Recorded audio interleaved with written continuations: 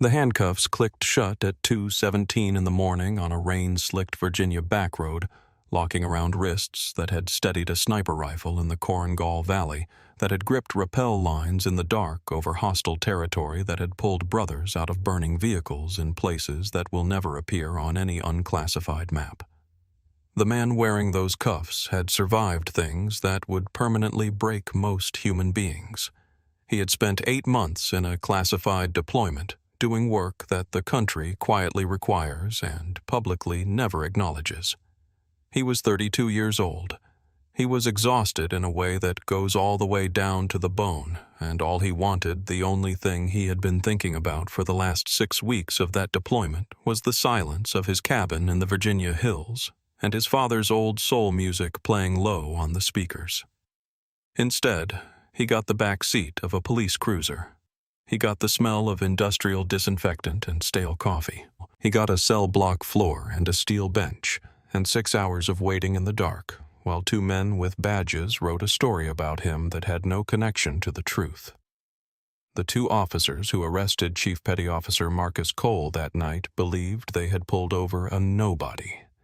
They believed they had caught an easy mark on a lonely stretch of road, a big, quiet black man in a nice truck, who, in their experience, would have no one important to call. They believed the way men like them always believed that the power they carried on their belts made them untouchable, and that the people they stopped had no recourse except to accept whatever version of events got typed into a report. They were wrong in a way that would cost them everything. Because this is the story of what happens when you put chains on the wrong man. When you mistake discipline for submission and silence for weakness. When you assume that a person's dignity is something you can take from them on a dark road at 2 in the morning and never have to account for. By the time this story is over, a Vice Admiral of the United States Navy, a man with 3 silver stars on his collar, and the authority to command fleets, will stand in a public courtroom and raise his hand in a salute to the man those officers humiliated. And the men who put those cuffs on will wish with everything they have left that they had just driven past. Route 9 through Cartwell County, Virginia, is the kind of road that exists in the spaces between places, not a destination. Not a landmark, just a 2-lane ribbon of asphalt that winds through pine forest and farmland, and the occasional flickering light of a gas station that looks like it hasn't changed since 1987. In the daylight, it is unremarkable. At 2 in the morning in October, rain, it becomes something close to beautiful in the way that abandoned things. Sometimes are the headlights catching the wet pavement and turning it into a long, dark mirror, the pine trees pressing in on both sides, like the walls of a corridor that has been waiting a very long time for someone to walk through it. Marcus Cole had been driving this road for 2 years, ever since he bought the cabin at the end of Creek Hollow, and he knew every curve of it the way you know. A thing you've committed to memory, not because you studied it, but because you lived with it long enough that it became part of how you move. He knew where the road dipped before the old Miller farm. He knew where the shoulder widened near mile marker 7 and where it pinched to almost nothing near the creek bend. He knew this road the way a man knows home. His 2019 Chevy Silverado moved through the rain at exactly 45 miles per hour. The truck was immaculate, maintained the way Marcus maintained his equipment, which was to say, with the specific attentive care of someone who understands that neglected things fail at the worst possible moments. He had paid for it in full with deployment pay, a fact he thought about sometimes when people looked at the truck in the particular way that people occasionally looked at the truck, with the kind of narrowed appraisal that has nothing to do with the vehicle. He was 32 hours stateside. 32 hours removed from the last operational debrief in Virginia Beach, from the handshakes and the standing down, from the careful, methodical process of dismantling 8 months of combat readiness, and trying to remember what it felt like to exist in a world where threats were not immediate and physical. His body still carried the habits of deployment, like a ship carries the memory of a storm. His hands on the wheel at 10 and 2 were completely still, but it was not the stillness of relaxation. It was the stillness of a man who has learned through years of necessity to be very quiet.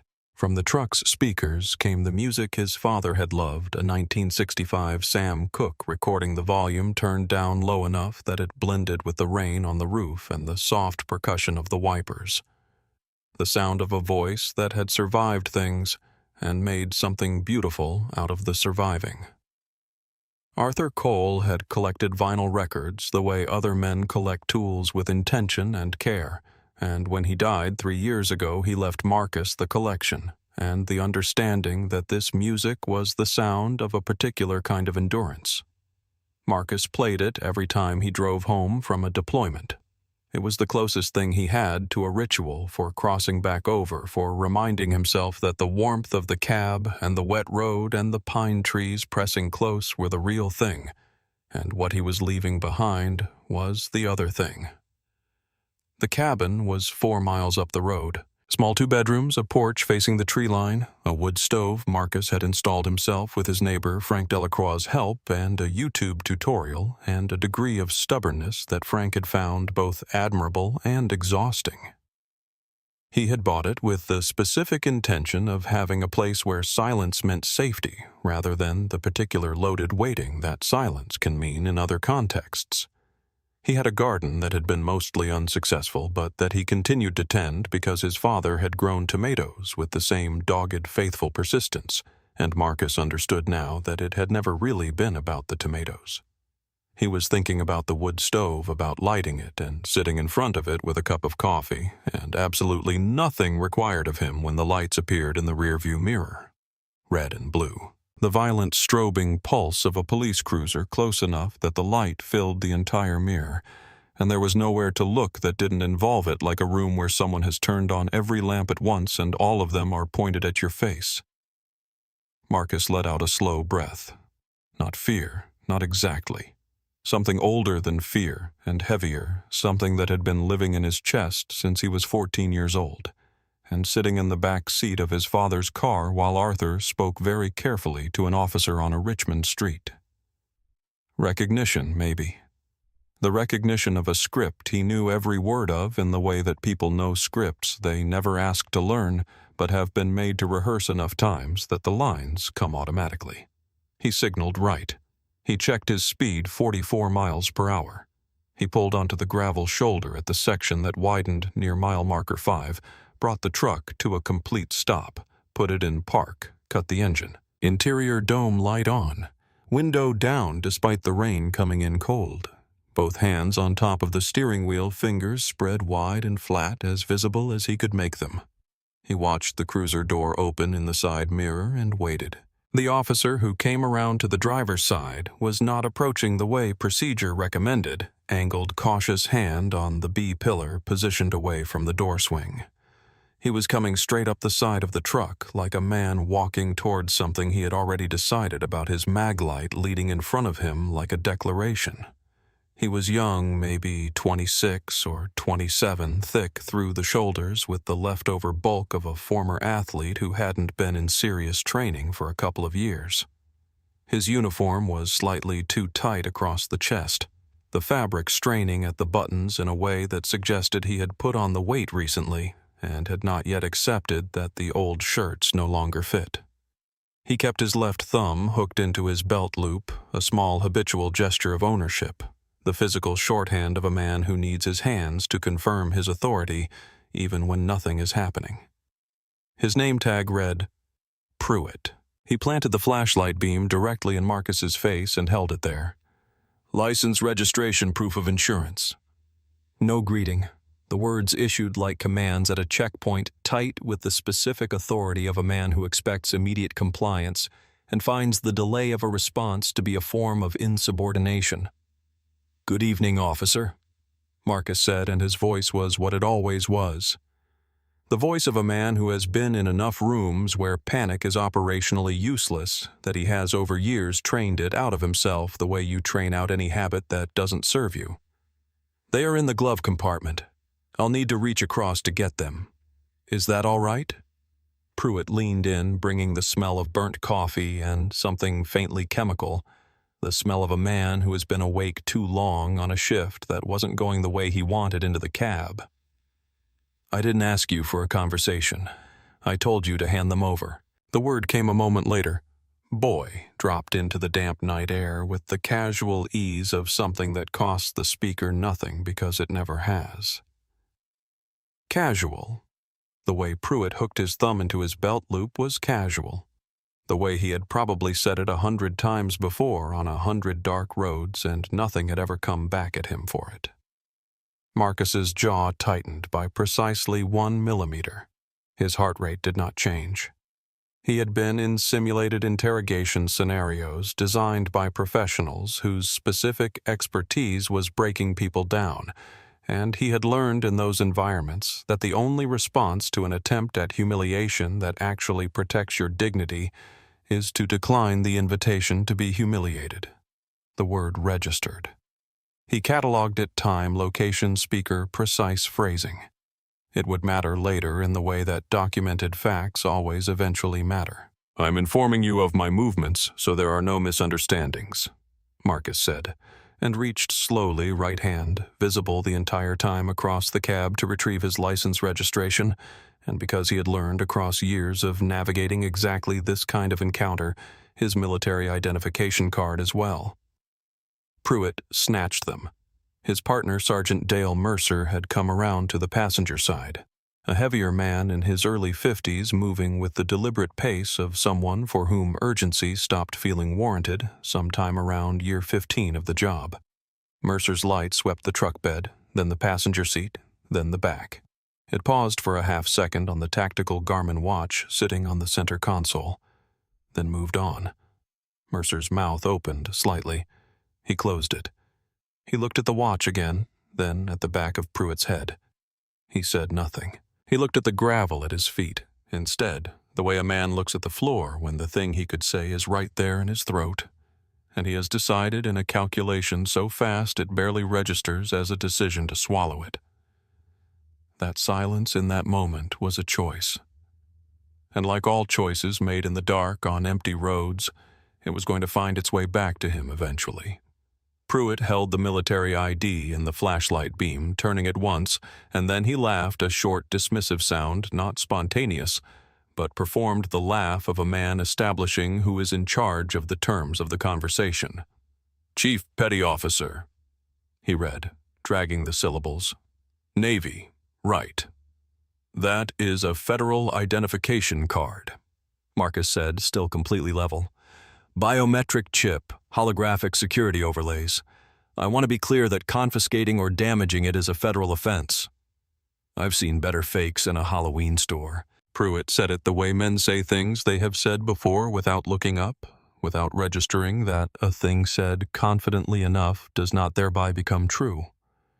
From the passenger side, Mercer said something low about a tail light, about writing a ticket and getting coffee. Pruitt's thumb unhooked from his belt loop. He ignored Mercer entirely. "Step out of the vehicle," Marcus asked for the reason. Pruitt invented one, a burglary suspect, a description, a fabrication assembled on the spot with the casual fluency of a man who has assembled fabrications before and found them adequate. It was a lie so obvious that Mercer, still at the passenger window, looked at the gravel again. All three of them knew it. And on a dark and empty road at 2 a.m, the knowing didn't matter, because the men with the badges were the ones who decided what the facts were. Marcus stepped out. He narrated every movement as he made it, hands visible. No sudden motions, stepping into the rain in the measured, deliberate manner of a man who understands that his behavior in the next 30 seconds is being recorded by his own memory, and if there was any justice, by something else as well. He stood to his full height, 6 feet 2 inches, the specific, controlled, physical presence of a man who has been built for operational purpose and carries it even when standing still on a rainy county road at 2 a.m. in civilian clothes. He saw Pruitt's thumb reach instinctively for the belt loop and find nothing there, the habit disrupted by the moment. And then, because men like Pruitt always answer that moment the same way, the aggression came back, doubled. Pruitt grabbed Marcus's arm, spun him toward the truck, ordered hands on the roof. Marcus complied. He placed his palms flat on the cold, wet metal and stood in the rain while Pruitt kicked his legs apart and performed a pat-down that found nothing because there was nothing to find, just a wallet and a set of keys belonging to a man who had been driving home. Then Pruitt took the military identification card, bent it a sharp, deliberate snap, the sound of federal property being destroyed on a county road in Virginia, and tossed it onto the floor of his cruiser like a gum wrapper. The handcuffs went on 2 notches too tight, the metal biting hard into the skin above Marcus's wrist bones. He did not wince. He did not make a sound. He looked at Pruitt over his shoulder with an expression that had no fear in it and no anger, just the specific focused patience of a man who knows exactly what he is going to do next and is completely willing to wait until he can do it. Pruitt looked away first. He hooked his thumb back into his belt loop. He shoved Marcus into the back of the cruiser and closed the door, and the last thing Marcus heard before the rain became muffled by the roof was his father's voice. Sam Cooke, unhurried and certain still, playing from the truck's speakers in the dark. The backseat of a police cruiser is designed to be uncomfortable, the way a trap is designed to be inescapable, deliberately, functionally, with full intent. The molded plastic gave nothing shape to provide no warmth and no relief. The space tight enough that Marcus had to angle his knees and sit slightly forward, hands cuffed behind him, the metal cutting deeper into his wrists the longer the position held. The mesh divider smelled of old sweat and industrial cleaner. Rain drummed on the roof in a rhythm that was almost musical and entirely indifferent. Through the rain-streaked window, the tree line of Route 9 moved past in the dark, like a thing that had been standing there long before this, and would be standing there long after. He closed his eyes and began to breathe. In for 4 counts. Hold for 4. Out for 4. Hold for 4. Box breathing, a technique that looks simple when described and reveals everything it contains only when it is used in conditions that make breathing itself feel like an effort, like the back of a cruiser at 2 a.m. with your hands cuffed behind you and the metal eating into your circulation and the knowledge pressing down on your chest that what just happened to you was without legal basis, and there is nothing you can do about it in the next 6 hours. Except manage yourself well enough to still be functional when the 6 hours end. The breath goes in. The world does not fix itself. The breath is held. The body stops fighting the world. The breath comes out. That is enough. By the 3rd cycle, Marcus's mind had cleared to the particular functional precision that SERE training produces. Survival, evasion, resistance. Escape the capacity to look at a hostile situation without the distortion that panic introduces, to see it as it actually is, rather than as the fear of it makes it appear. He was not in danger in the immediate physical sense. He was in a procedural situation that would be resolved through legal and institutional channels. His task for the next several hours was to give no one anything additional to work with, and then to make 1 phone call at the first available opportunity. He thought about his father. Arthur Cole had been a man of modest height and extraordinary patience, a machinist who had worked 31 years in Richmond, and who had alongside that work read everything he could find, history, law, biography, the kind of literature that was not assigned in the schools available to him but that he pursued on his own because he understood that a mind that knows the shape of the world cannot be entirely surprised by the world's behavior. He had a kitchen table on Broad Street where the family ate every night, and when Marcus was 14, Arthur had sat him down at that table with a glass of sweet tea going slowly cold and said something he had been building toward for years. He had said, "You are going to be the most qualified man in many rooms you walk into, Marcus, and some people are still going to see you last, not because of anything you do, because of something they carry that has nothing to do with you and never did. And you are going to have to decide every single time whether to spend what you have, fighting the feeling or managing the situation. Fighting the feeling is understandable. Managing the situation is what gets you home." Marcus had been 14 and believed he understood. He was 32 now and understood it completely with the specific, costly understanding that only comes from having had to use it many times in many different kinds of rooms. He thought about Vice Admiral James Harlow.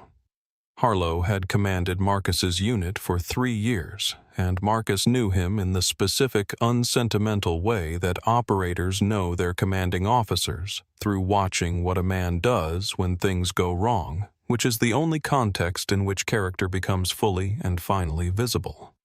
He had watched Harlow sit with a team for 4 hours after a mission that cost 2 brothers without saying anything that was not completely honest about what had happened and what it cost. He had watched Harlow dress down a congressional aide who had used the phrase "just a soldier" in reference to a SEAL with the quiet surgical efficiency of a man who does not raise his voice because he does not need to. He had received after every deployment a personal call from Harlow to his mother, not from an aide, not a form letter. Harlow himself picking up the phone and calling Vivian Cole to tell her that her son was alive and had done something worth being proud of. Harlow despised 2 things above everything else: officials who restricted his operators, while those operators carried the risk, and anyone who disrespected the uniform in any form. Either one produced in the Admiral a quality of quietness that the people who had seen it described in the same language. Always, they said, he went very still in the way that something goes still not because it has stopped, but because it has fully committed. Marcus thought about the military ID bent and thrown onto the floor of a police cruiser.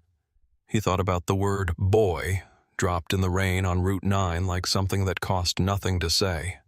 He thought about Pruitt's thumb hooking and unhooking from that belt loop the unconscious gesture of a man who needed his hands to confirm a power that was not in fact his. Something moved through him, not rage, which was exactly what the night was engineered to produce, but something colder and considerably more durable. The certainty of a man who knows what comes next and who it comes for.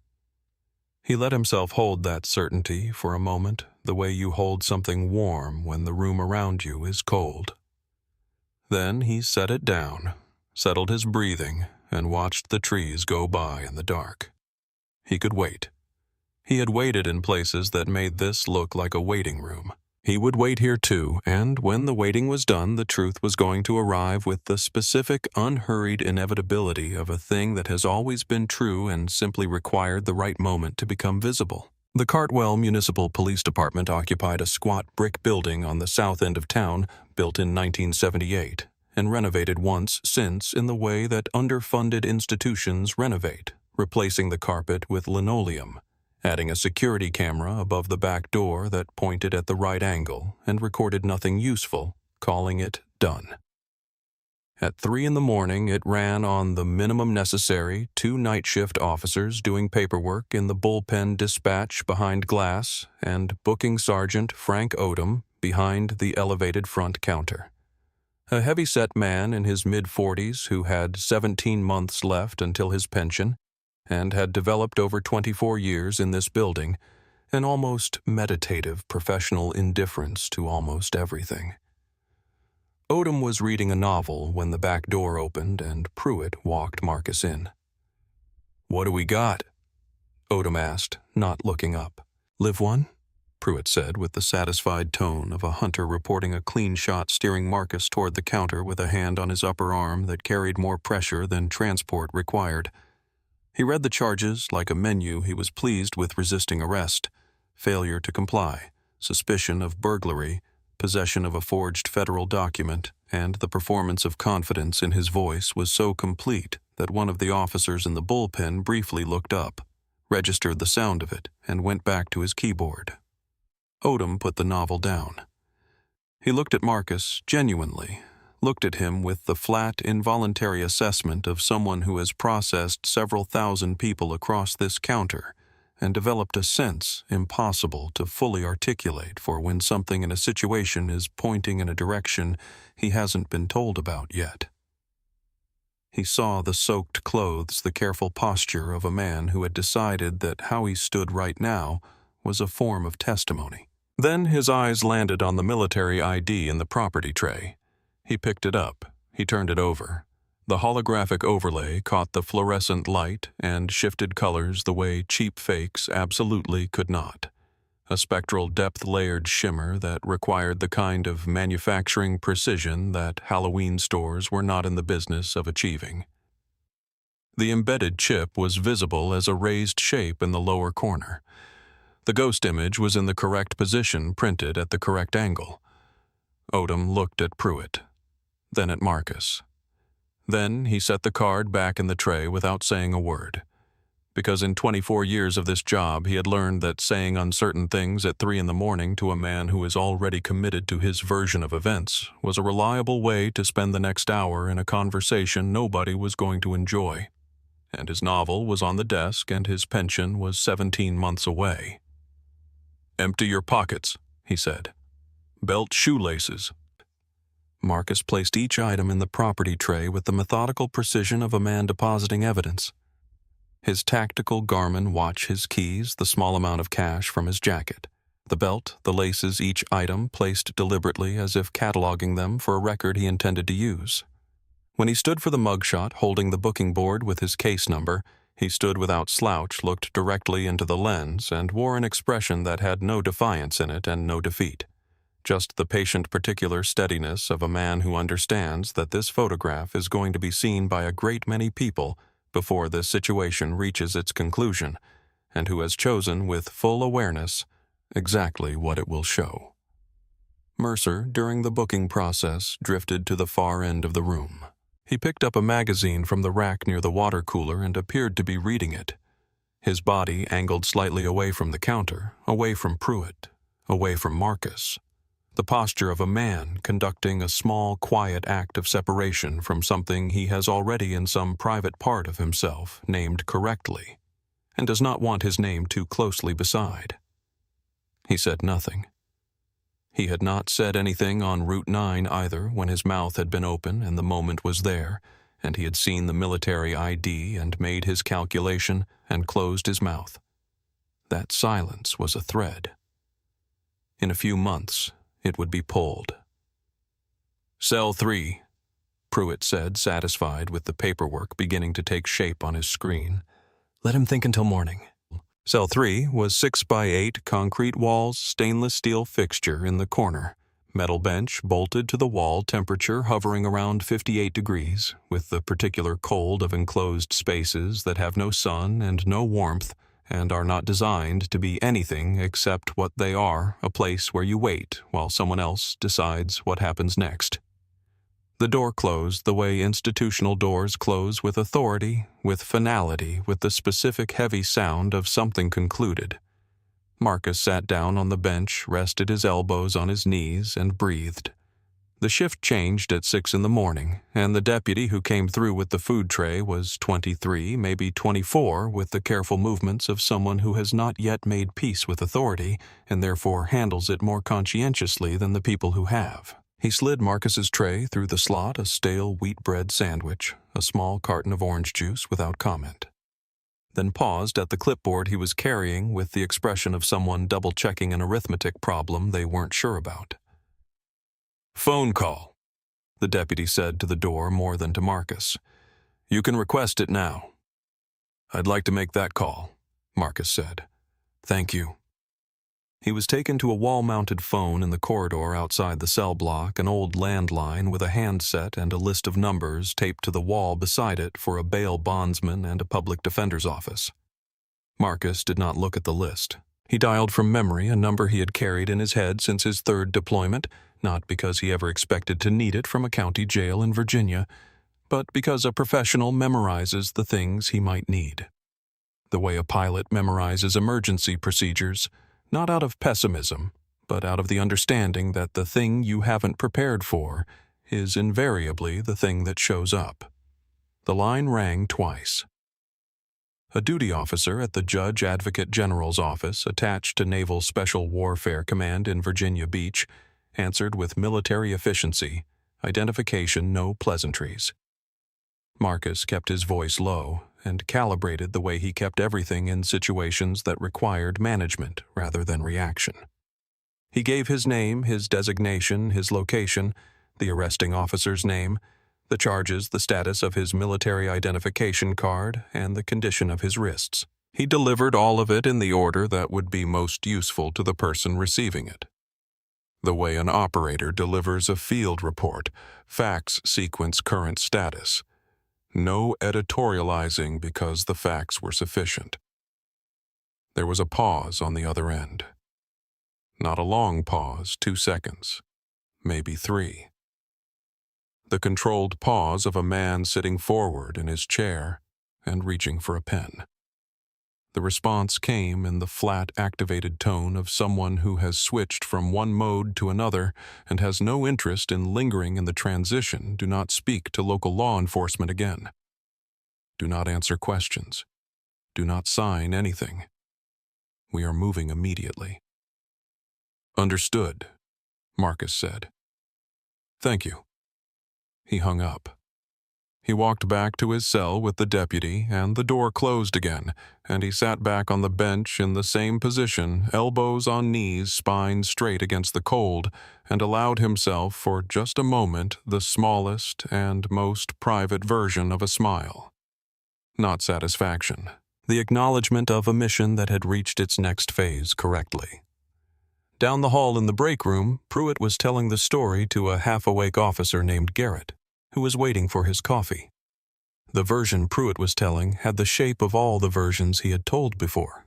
Solid instincts, suspicious vehicle uncooperative, subject clean arrest. He was telling it with the full, unhurried confidence of a man who has told stories like this many times and found that confidence applied consistently performs the function of truth in most rooms. His left thumb was hooked into his belt loop. He hadn't noticed that he'd done it. He was not afraid. He had never been afraid after an arrest.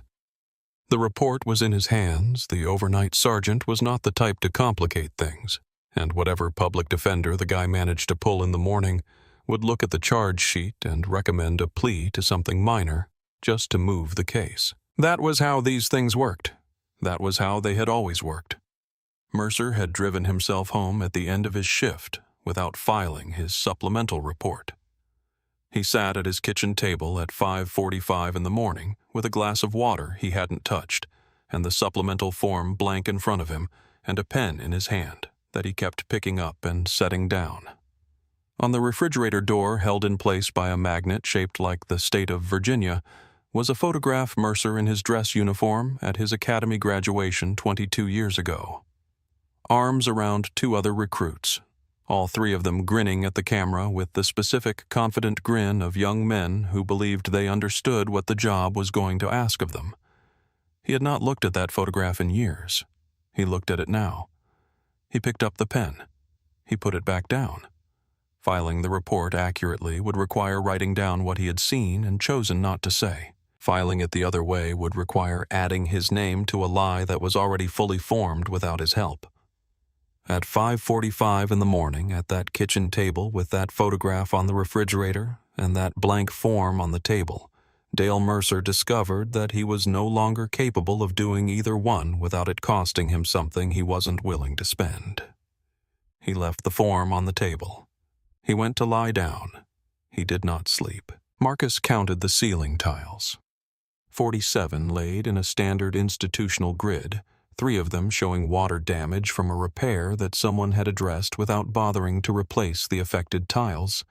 The pragmatism of a building maintained by a budget that assumes compromise is not a failure, but a method. He counted them, not because the number mattered, but because the act of counting was an act of mental occupation, the mind given a task so it would not run itself down unproductive channels, which was something he had done in places considerably more threatening than Cell 3 of the Cartwell PD and found reliable every time. He slept in 90-minute cycles, waking at the end of each one by internal clock, a capacity that 8 years of unpredictable operational schedules had either built or revealed. He was no longer certain which. He ate the sandwich without comment. He did the arithmetic of the situation in his head, working through it with the methodical patience of a man who has been trained to assess his position accurately rather than optimistically. The JAG line was activated. The duty officer was moving, which meant within a few hours the appropriate people would have the appropriate authority and would be assembling the appropriate response. By morning arraignment, someone would be in that courtroom. The question was only the caliber of who. While Marcus counted tiles and breathed, the machinery was moving. At the JAG offices in Virginia Beach, Lieutenant Commander Diana Voss was at her desk at 6:15 when the duty officer's notification hit her screen. She was there early because she was always there early, because she operated from the premise that preparation was the only reliable advantage in a profession built on the management of situations that have already gone wrong. She read the notification with the particular stillness of a person whose mind has engaged a problem completely like a door that has swung shut. Then she made 4 phone calls in 8 minutes, and each of the 4 people she reached began rearranging their day before the call was finished. At 6:30, a duty officer in Virginia Beach connected a call to Vice Admiral James Harlow's residence. Harlow was already awake. He was almost always awake before 6. The residue of years that had required it of him, and he listened to the full briefing without saying a word, because he had trained himself to receive information completely before responding to it, understanding that the impulse to speak before a briefing is finished is almost always the impulse to assert control before you have enough information to use it correctly. When the duty officer finished, Harlow said 2 words, "Get everything." Then he dressed in 11 minutes and was in his staff car before 7. In the FBI's Richmond field office, Special Agent Carl Britton arrived at 6:50 to find a notification he had been expecting, in the way that a geologist expects an earthquake in a known fault zone, not predicting the specific moment, but understanding that the conditions had been present for a long time, and that the question was only when. He had spent 6 months building a quiet, careful file on Route 9, cross-referencing traffic stop records against demographic data tracking civil asset forfeiture patterns that corresponded more reliably to the race and origin of the driver than to any documented traffic violation. He had 3 prior complaints that described in almost identical language exactly what Marcus Cole had described to the JAG duty officer at 6 in the morning. What Britain had been waiting for was an incident with documentation solid enough to support a federal investigation, not an allegation, not a pattern, but an event with witnesses and footage and a destroyed federal document and a fabricated probable cause statement sworn under oath. He called his supervisor. His supervisor called the U.S. Attorney's Office. Things began happening with the momentum of a process that has identified its predicate and is ready to move. In Cell 3, Marcus was not thinking about any of this. He was thinking about a conversation with his father the summer he turned 22, the week after completing BUD/S home, briefly before reporting to his first team. Arthur Cole had taken him to the backyard of the Broad Street house where the garden was producing against the reasonable expectations of Richmond clay and Arthur's optimistic soil amendment choices a modest but genuine yield of tomatoes. They had sat on the back steps in the August heat, and Arthur had said with the specific timing of a man who has been waiting for exactly the right moment to say exactly the right thing, "I know what you're going to go do. I know the weight of it. And I need you to know that I see you carrying it, and I trust you with it." He had not said he was proud, though he was. He had said something more specific than pride. He had said he saw Marcus accurately, completely, and trusted what he saw. That was, Marcus had come to understand the most valuable thing one person can offer another. He thought about that now in the 58-degree air of Cell 3, and it was in the way that the right thing is always sufficient, exactly enough. He closed his eyes. He waited. Every minute in this cell was he had decided this in the first hour evidence. Every minute was another brick in something that Pruitt was building without knowing it. That Mercer was being built into whether he liked it or not, that the bent military ID on the floor of a county cruiser was helping to construct with the patient indifferent reliability of facts that simply exist and wait to be found. He breathed. He waited. He was very good at both.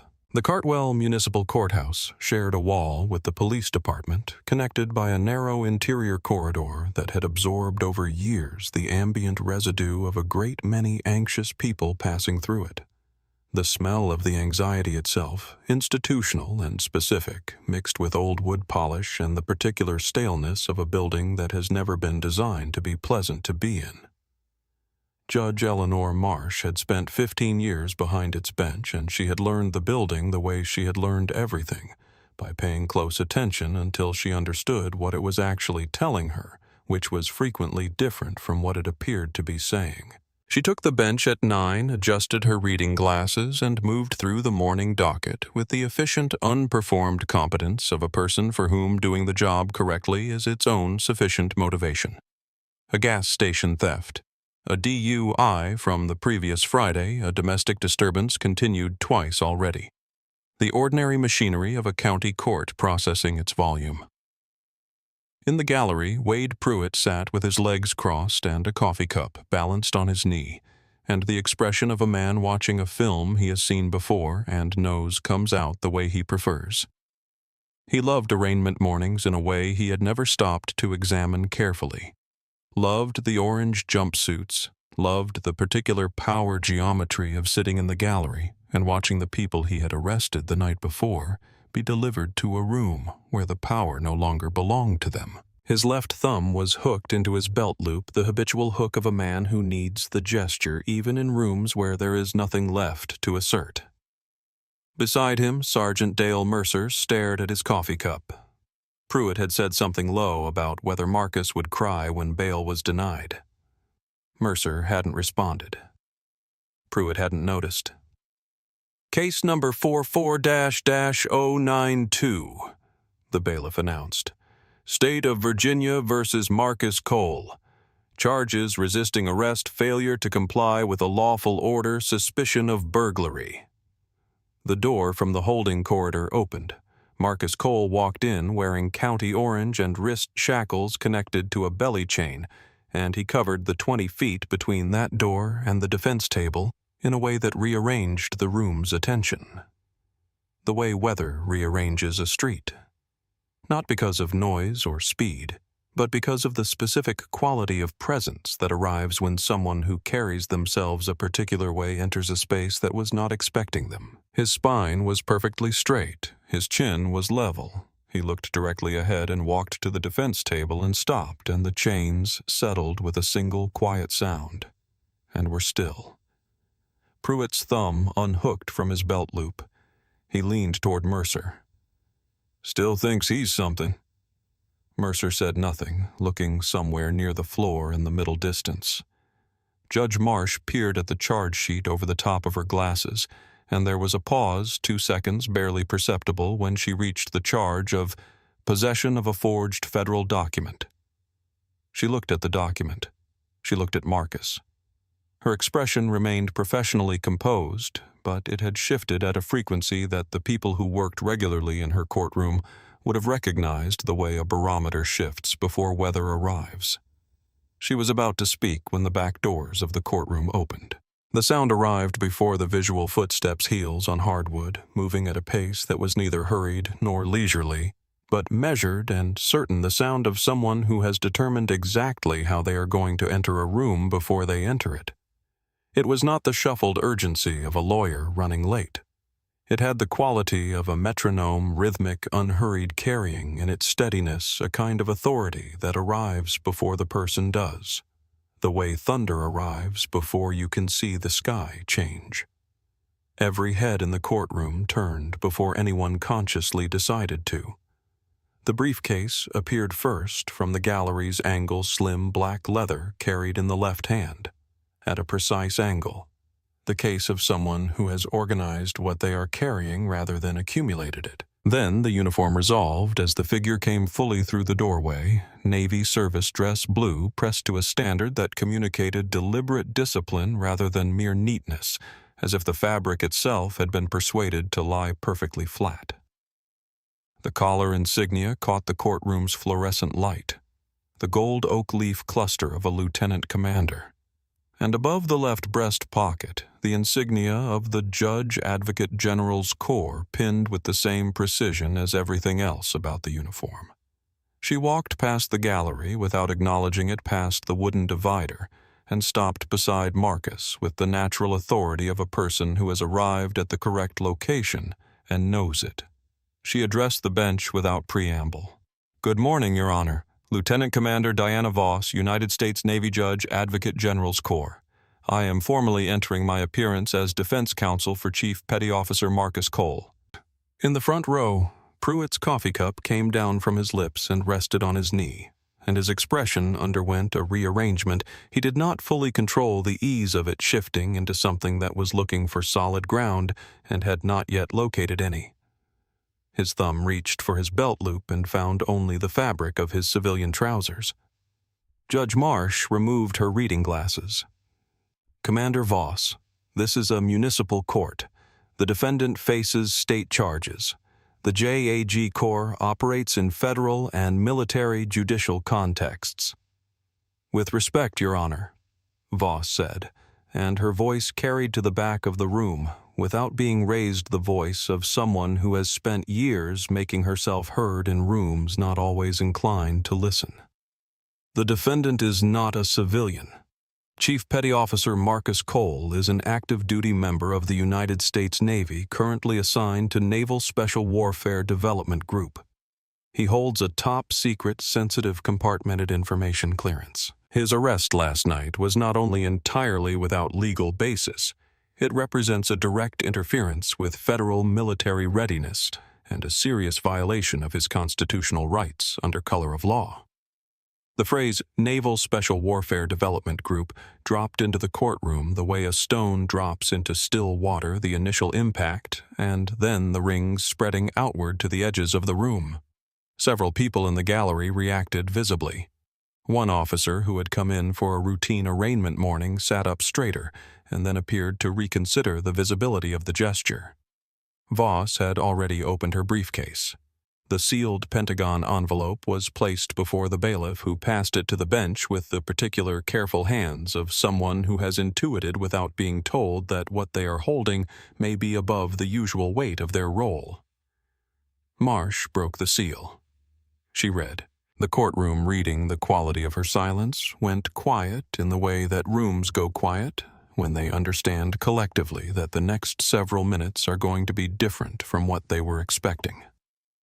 Voss added with the flat delivery of someone reading a statute rather than making an accusation that the military identification card Officer Pruitt had bent and discarded onto the floor of his cruiser was a federal document, its intentional destruction a federal offense, and that the chain of custody of that document had been preserved by JAG investigators who had taken possession of the cruiser's contents within the past 2 hours.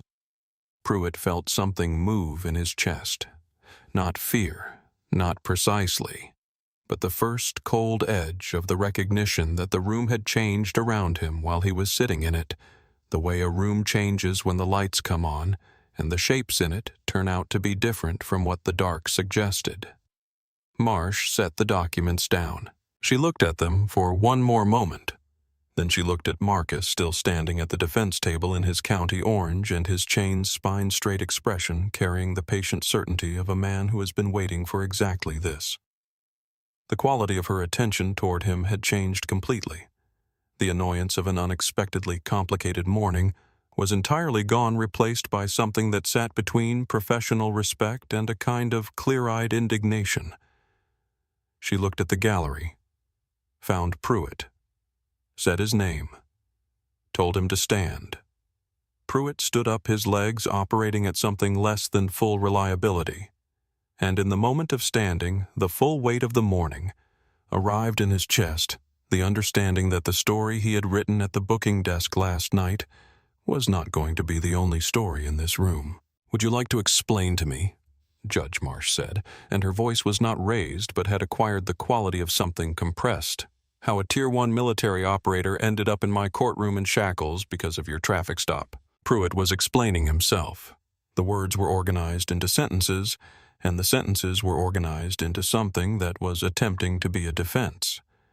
But the foundation they were supposed to rest on, the suspicious vehicle, the fake ID.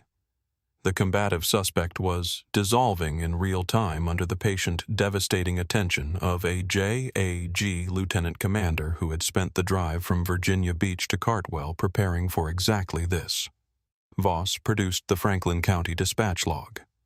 She read the relevant section into the record with the quiet, clean delivery of someone who understands that certain facts require no embellishment to be devastating. They simply require being stated accurately in the right room with the right people listening.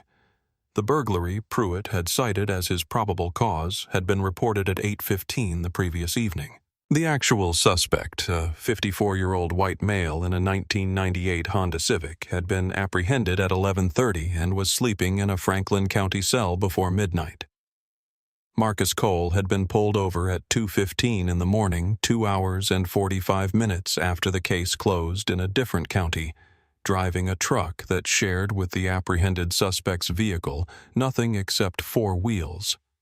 Pruitt had written on a sworn police report that the stop was initiated because the vehicle matched a suspect description. That statement was on its face a lie. Every person in the courtroom who was capable of arithmetic, which was all of them, had now done the arithmetic. The whispers were building when the floor vibrated. It was subtle, first a deep thrum that came from below. The building felt in the soles of feet rather than heard in the ear, the way you feel certain kinds of engines not as sound but as pressure. Then it became audible, the unmistakable signature of heavy diesel vehicles decelerating in sequence, the sound of large things stopping with deliberate, coordinated precision. Through the courthouse's high windows, something was visible on the street that had no precedent in 15 years of Judge Eleanor Marsh's tenure. 2 military Humvees, dark green, sitting at the curb with the particular posture of vehicles that have been placed exactly where they are and have no intention of moving, followed by a black Chevrolet Suburban with government plates positioned in the center of the road with the kind of settled authority that assumes no one is going to ask it to leave. The courtroom doors opened. 2 Navy Master-at-Arms personnel came through first. They moved to the doorway positions without any visible discussion or instruction, as if the choreography had been established long before they arrived, which it had because men who operate at this level plan the choreography before they enter the room. Their eyes moved through the courtroom in a single professional sweep that accounted for every person and every exit without any change in their expressions. They were not there to threaten. They were there because where the Admiral went, this was what went with him, because that was how it worked at this level, because protocol at this level was not a formality, but a function. Then the shoes appeared in the doorway. Black leather mirror polished to a finish that caught the courtroom light and gave it back, transformed a shine that requires 20 minutes of careful, attentive work and that communicates without a single word that this man holds himself to a standard that does not negotiate with circumstance or convenience. They touched the hardwood floor with the measured weight of a step that has been taken the same way at the same pace for decades. Not military rigidity, but something deeper than that. The physical grammar of a man for whom discipline is not a performance but a state. The second shoe followed. Then the trousers. Navy blue, the crease pressed to an edge that could have cut paper, a gold flag officer stripe running down the outer seam with the quiet authority of something that does not announce itself because it does not need to. A hand on the doorframe, briefly large the knuckle of the right index finger, carrying a scar that told a story it would never tell in words, wearing a Naval Academy ring on the correct finger of the correct hand. The hand of a man who has signed orders that determined outcomes in places the American public will never know were contested. The sleeve gold braid at the cuff, dense and intentional, not decorative. Earned through a career that had taken a man from the water off Coronado, through the valleys of Afghanistan, and the decision rooms of the Pentagon through every grade of the institution, until there was almost nowhere left to rise. The chest, a landscape of rendered service ribbons covering the left breast in the dense, carefully organized language of military recognition, years of commitment converted into color and metal, and above all of it, the gold trident, the Navy SEAL pin, worn not as a trophy, but as a statement of what kind of man had spent those years doing what was required in the places it was required. The face last, weathered, the way certain kinds of faces are weathered not by time alone, but by the specific quality of what the time contained by wind and salt water, and the sustained pressure of being the person in the room who is responsible for what happens next. Angular, precise, the face of a man who has looked at things that most people will spend their entire lives not seeing, and who has not looked away from a single one of them. His eyes were the gray of a sky about to do something decisive, and they came through the doorway already focused on one specific point in the room the way a targeting system focuses before the mechanism engages. 3 silver stars on his collar. Vice Admiral James Harlow had arrived. The courtroom did not gasp. It stopped all of it simultaneously, as completely as a room can stop the shifting of feet, the rustle of papers, the background murmur of people who have been going about their morning business, all of it gone in the same instant, replaced by a silence so total that the fluorescent lights became audible for the first time, buzzing faintly in the air like something that had always been there, and had only now been noticed. Harlow's eyes moved through the room with the precision of a man who knows what he is looking for and does not require the room's cooperation to find it. They bypassed the bench. They bypassed the gallery. They found Marcus still standing at the defense table in county orange and chains, and they stayed there. And Marcus in chains in the orange jumpsuit of a county holding facility with his wrists shackled and a belly chain crossing his abdomen came to attention. His heels came together. His shoulders squared. His chin came up. He stood at attention the way he had stood at attention 10,000 times before, with the precision of a man for whom this is not a gesture but a way of being. It was the most quietly devastating thing the courtroom had ever seen, and Judge Eleanor Marsh, who had spent 15 years developing the professional capacity not to show what she felt on the bench, was gripping the edge of it. Harlow walked down the center aisle. He did not look at the gallery. He walked past Pruitt so close that the movement of air registered, and Pruitt might as well have been furniture for any acknowledgement the Admiral paid him. Harlow stopped behind Pruitt's position at the wooden divider and looked through him toward Marcus, and then with the deliberateness of a man making a statement he has decided to make fully and without ambiguity, he turned his head and looked at Pruitt directly. The room was quiet enough that Pruitt's sharp inhale was audible. "Are you the man?" Admiral Harlow said, his voice not raised, not theatrical, simply present in the room with the full, unhurried weight of what stood behind it. "Who put those chains on my chief?" Pruitt's face had gone in the space of seconds from the ruddy confidence of an hour ago through several intermediate states, and arrived at something that was not quite a color anymore, the specific pallor of a man who has just understood the distance between where he is standing and where he thought he was standing, and found it to be vertical. His thumb reached for his belt loop. There was no belt loop. He stood in his civilian clothes with nothing to hook onto and nowhere to put his hands. "Yes," Pruitt said. The word came out barely above a whisper. "I am a Vice Admiral in the United States Navy," Harlow said, with the patience of a man explaining something that should not have required explanation. "You will address me as Admiral." "Yes, Admiral," Pruitt whispered. Harlow turned to the bench with the formal precision of a flag officer addressing a court. He apologized briefly for the disruption. Then he said what he had come to say.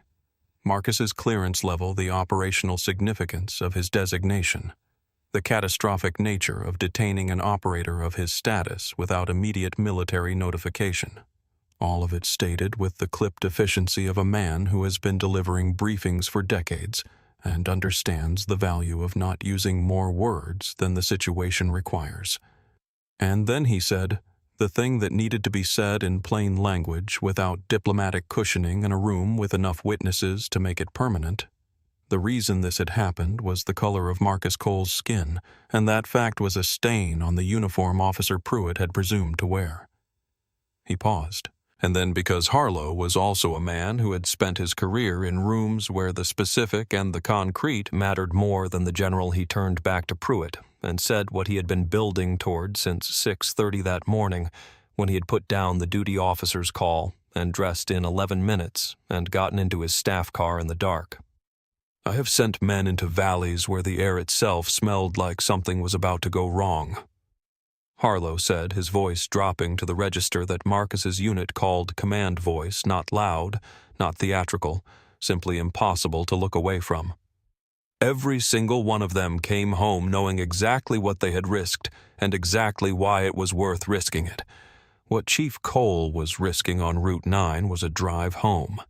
A 45-mile-per-hour drive down an empty county road to a cabin in the Virginia hills. And you, Officer Pruitt, you turned that into the most dangerous thing he had done in 8 months." The silence that followed was not the silence of a room that had nothing to say.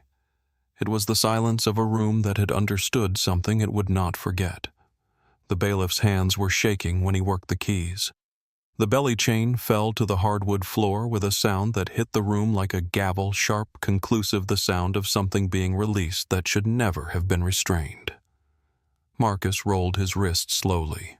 Deep red grooves were cut into his dark skin where the metal had held him for 6 hours.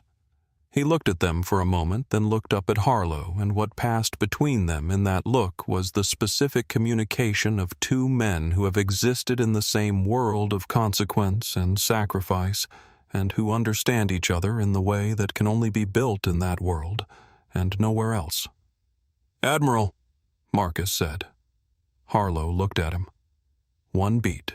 Then he turned back to the room and said what the men who had put those chains on were about to spend considerable time discovering, that they had thought they were predators, and they were prey. When the bailiff reached Pruitt, when the hand came down on Pruitt's upper arm with the same pressure and the same grip angle that Pruitt had used on Marcus's arm on Route 9 at 2:17 in the morning, Pruitt did not resist. He could not. The architecture of everything he had been certain about had come apart in the preceding 15 minutes, and what was left inside it was not a man who had the resources to resist. The steel handcuffs went on with the sound that handcuffs make, the mechanical ratchet of the mechanism, engaging the sharp, definitive click of the lock catching, and in the silence of that courtroom the sound was enormous, the way small sounds become enormous when everything else has gone quiet enough to hear them. It was the exact same sound that had been made on Route 9 6 hours earlier. It was the exact same sound. And in the silence of that courtroom where everyone who needed to hear it was present, it sounded like what it was, a thing being returned to its sender unopened. Mercer's chair was empty. He had left while the Admiral was walking down the aisle, slipping out through the side door, and no one had noticed him go. Marcus walked out the courthouse's heavy glass doors into a morning that had cleared while the courtroom was being rearranged. The October rain gone, the sky pale blue and cold. The kind of cold that arrives after a storm has finished and the air has been washed clean, and everything smells of pine and wet earth and the particular sharpness of a day that is starting over. He stood at the top of the steps and breathed it in, and the breathing mattered in a way that breathing rarely consciously matters, because he had been in a room with no windows for 6 hours, and the air of the outside world was simply the air of the outside world. He was not wearing orange. Diana Voss had arranged the change of clothes with the same organized efficiency that characterized everything she did. A freshly pressed set of Navy working uniform Type 3 camouflage pattern. Crisp and clean, his chief's anchors on his collar, his sealed trident pinned to his chest. His tactical garment was back on his wrist. His keys were in his pocket. Below the steps on the sidewalk and across the street, a crowd had gathered, people who had been passing and stopped when they saw the military vehicles. People from the diner across the street and the hardware store 2 doors down. People with phones out who had been filming through the courthouse windows for the better part of an hour. They had captured in the incomplete but suggestive way of phone cameras through glass the outline of what had been unfolding inside. Chief of Police Roy Dunbar was also outside a man who had been pulled from a county executive breakfast by a desk sergeant's increasingly alarmed phone calls, and who had arrived to find in the parking lot of his own department military vehicles, and a situation that had already moved well past the point where anyone was going to be asking him for guidance on how to handle it. He was 60 years old and had spent 32 years in law enforcement, long enough to have developed an excellent instinct for the difference between a situation that can be managed and a situation that is managing itself, and this was the second kind. He was sweating in the October air. He had used the phrase "isolated incident" 3 times in the previous 5 minutes. Harlow descended the courthouse steps and stopped at the bottom, and Dunbar moved toward him with the practiced approach of a man attempting to position himself at the front of a situation he is already behind. What followed was not a long conversation. Harlow was not a man who used more words than the situation required, and what he said to Roy Dunbar at the bottom of those steps was precise, comprehensive, and completely without the elevation of voice that would have made it easier to dismiss. He described what Marcus had done and survived. He named geography the Korengal Valley, the specific weight of what operators carry through that kind of terrain and what they carry home from it. He described what Marcus had been given in return on a Virginia highway on a Tuesday night, and he described it in the plain sequential language of fact. Dunbar was mid-sentence in his 4th isolated incident when the black Ford Explorer pulled in behind the Humvees and Carl Britton stepped out. Britton produced his credentials with the efficiency of long practice, named himself and his office, and stated that the FBI was formally opening a civil rights investigation into the Caldwell County Police Department under 18 U.S. Code Section 242 effective immediately, and that this decision had been reached before this morning, but had been waiting for the kind of predicate that was now unambiguously present. Dunbar's face moved through several expressions in rapid sequence, none of them comfortable. Britton did not give him space to respond. He had been building the Route 9 file for 6 months.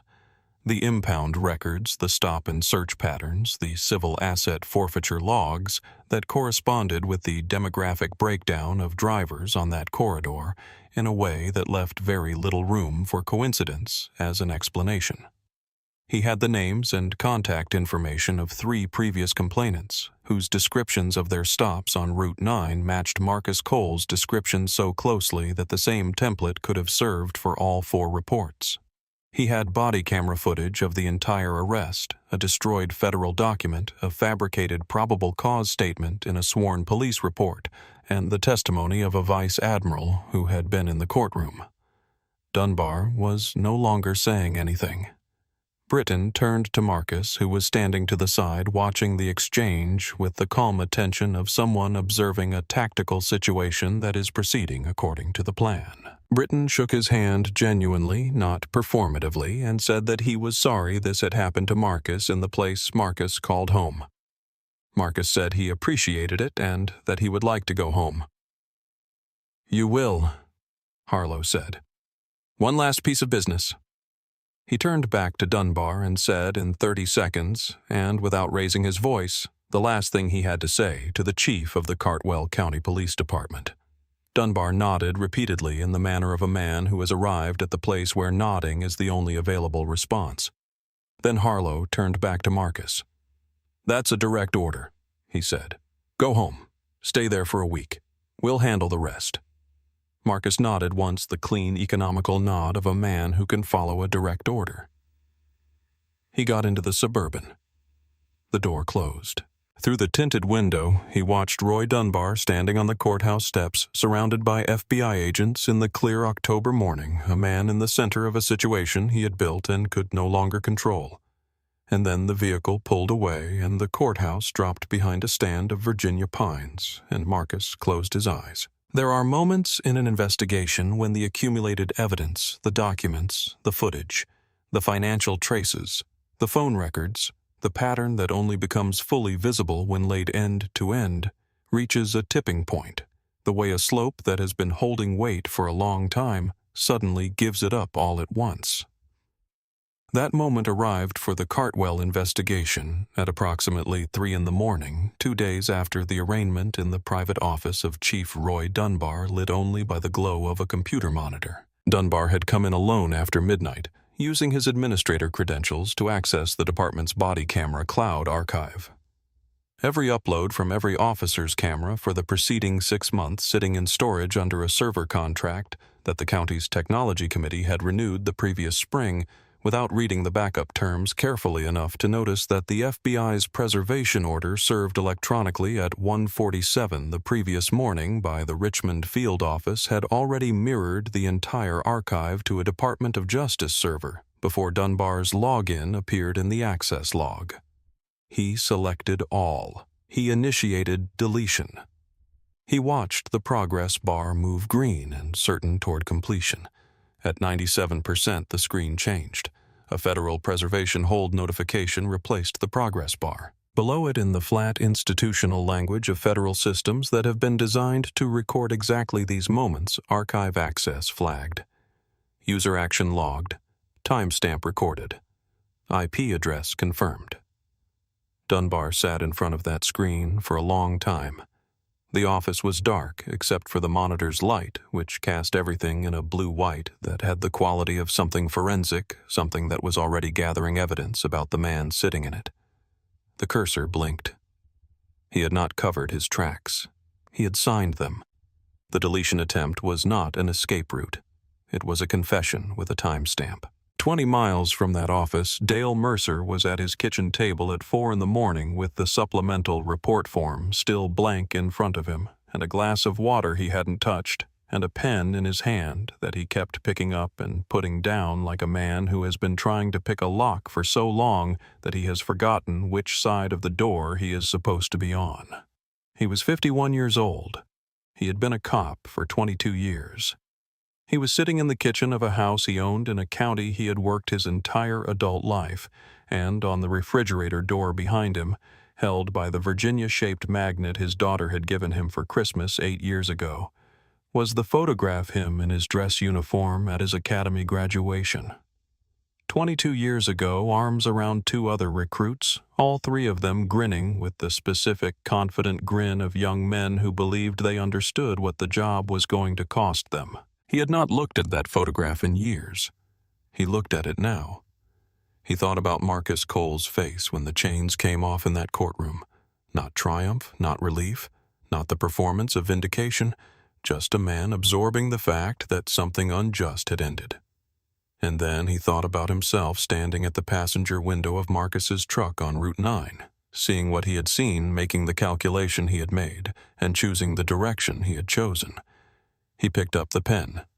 He began to write. He did not look at the photograph again. Wade Pruitt in federal holding in Richmond had made 11 phone calls by that morning, 4 to defense attorneys whose offices had declined with varying degrees of directness. The most direct of them listening to the entire situation before asking 2 clarifying questions, and then saying with a gentleness that somehow made it worse than bluntness would have. There is no version of this story in which a Virginia jury is sympathetic to a cop who handcuffed a decorated SEAL sniper on a county road after calling him boy and throwing his federal ID on the floor. I'm sorry. The phone had gone quiet. He had called his union representative. The representative had visited in person the following afternoon, and the conversation had been short and had the quality of a door closing.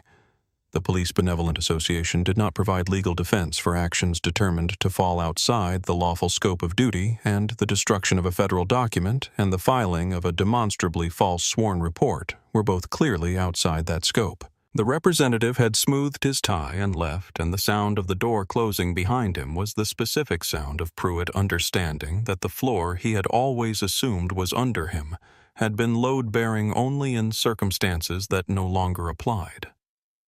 He sat in the institutional quiet of the holding facility that night and thought about the thumb. The way it had hooked into the belt loop on Route 9, that small unconscious gesture of ownership he had been making for years without thinking about it in every interaction on every road, the physical vocabulary of a man who needed his hands to confirm a power that was it, turned out considerably more conditional than he had understood. He had reached for the belt loop in the courtroom when the Admiral was standing behind him, and his hand had found only the fabric of his civilian trousers. Nothing to hook onto. Nothing to hold. He thought about that for a long time. Nothing he thought changed anything. That was the nature of this particular kind of accounting. The federal interview room in the Richmond field office was a room designed with the specific calibrated unfriendliness of a space intended to discourage the comfort that makes lying easier. A metal table, 4 chairs, a mirror on one wall that everyone in the room understood the function of lighting, at an angle that was neither harsh enough to be an aggression nor warm enough to suggest that the people on the other side of the table were friends. Dale Mercer sat in the chair facing the door and looked like a man who had been losing weight for several months without intending to, which he had been. Carl Britton sat across from him.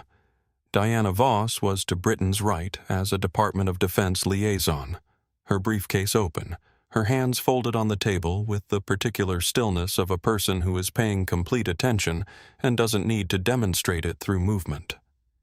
The room was quiet enough that the ventilation system was audible. Britton placed a file folder on the table, thick, assembled with care, the kind of file that has been built over time rather than assembled in haste. He did not open it immediately. He let it sit between them as a physical statement of what had been gathered, because sometimes the weight of the folder before it is opened is as persuasive as anything inside it. "I'm going to tell you what we have," Britton said in the calm, direct manner of a man who does not perform authority because he doesn't need to. He laid it out, the body camera footage which had been running throughout the arrest because Pruitt had neglected to turn it off, the dash cam which showed Route 9 at 2:15 a.m., and Marcus Cole's truck moving in a straight line at 44 miles per hour with no observable traffic violation of any kind, the Franklin County Dispatch log, the 18 months of Route 9 traffic stop records cross-referenced against the race and vehicle origin of the drivers, which produced, when laid end to end, a pattern as legible as a blueprint, the civil asset forfeiture logs, and now Dunbar's 3 a.m. access records and the preserved deletion attempt that had become its own federal charge. Mercer looked at his hands. They were the hands of a man who had spent 22 years of his life doing a job that he had, for most of those years, told himself he was doing honestly. He was not a cruel man in the way that Pruitt was cruel. He did not enjoy the power trips, did not seek them out, did not replay them afterward with satisfaction. He was something that is in some ways more difficult to account for a man who had watched things happen year after year and had calculated each time that saying something was not worth what saying something would cost. 22 years of calculations, each one individually defensible in the moment it was made, adding up to something that was not defensible at all when totaled. Britton's offer was plain. Mercer's badge was already gone, that decision having been made above the pay grade of everyone in this room the moment a Vice Admiral walked into a Cartwell courtroom and named the problem without equivocation. What was still in Mercer's hands was which side of the federal litigation he ended up on cooperation with full documented testimony translated into a plea agreement on the civil rights accessory charges. Silence translated into trial alongside Pruitt and Dunbar with the same evidence in front of a federal jury that was going to spend the better part of 3 days watching body camera footage. Mercer did not ask for time to think. He had been thinking since the kitchen table at 5:45 in the morning, and the thinking had reached its conclusion before he walked into this building. He talked. He talked for 4 hours, and what came out of those 4 hours was more comprehensive than Britton had anticipated, not because Mercer was a strategic cooperator calculating the terms of his exchange, but because 22 years of accumulated silence turned out to have genuine volume when it finally stopped being held in place. He described the Route 9 operation in full. The informal, unwritten directive understood by every officer on that corridor, the forfeiture mechanism, the paperwork shaped to make the pattern difficult to trace from outside.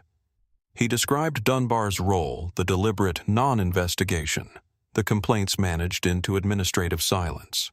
He described the specific complaint from a black woman from Richmond 6 months prior, stopped twice in 3 weeks on Route 9, and the mechanism by which that complaint had been converted into a closed file. And then he told them the detail that Britain had suspected, but not confirmed, the psychological key that explained the specific shape of what Pruitt had done and why Route 9 had attracted that particular kind of venom from him. Pruitt had attempted Marine Corps boot camp at 19. He had lasted 3 weeks before washing out, and the wound of it had never healed.